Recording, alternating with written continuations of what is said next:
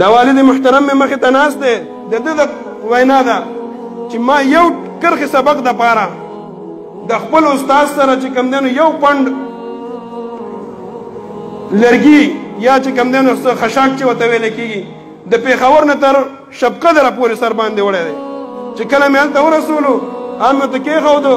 نو ورته مې استاد سبق ووایه وایي په تا ډېره تهدید عبدالعزیزه چې ته سبق کې څه ناوخته دی در باندې کښېنه درته به یې ووایم که نه زما محترمو یو هغه وخت چې خلکو داسې تکلیف برداشت کړی دی نن دې مقام ته رسېدلي موږ تاسو له په دې شکر ایستل پکار دي چې موږ ته خو چې کوم دی نو دا سبق دا هر څه چې کوم دی مهیا دی اسانه مخامخ راته پروت دی یو ځل چا سره څه خبره شوه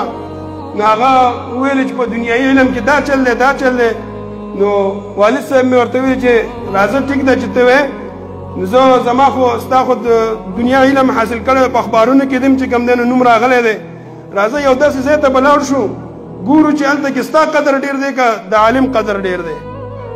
پته به هلته ولګېږي ستا د دنیاوي ډګرۍ به هم پته ولګي او د دې علم د ډګرۍ به هم پته ولګېږي نو یقینا علما عالمان چې چېرته ځي د هغې هلته کې قدر شته دی نو زما هم دغه خواست دی چې خپل بچو له چې کوم دی نو هم د اول فرصت کې د دیني تعلیم ورسره د دنیاوي تعلیم د دې دواړو حاجت دی دا پوره کول غواړي دغه مدارس دغه ځایونه جوړ دي زه یو ځل بیا د خپل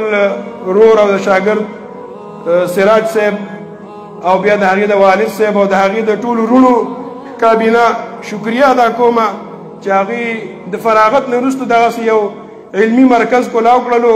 او د خپل علم چې کوم یې موږ نه زده کړی و زموږ د علماو نه یې زده کړی و هغه تاسو او ستاسو بچیانو ته یې راورسولو الله رب العالمین د دوی په علم کې برکت واچوي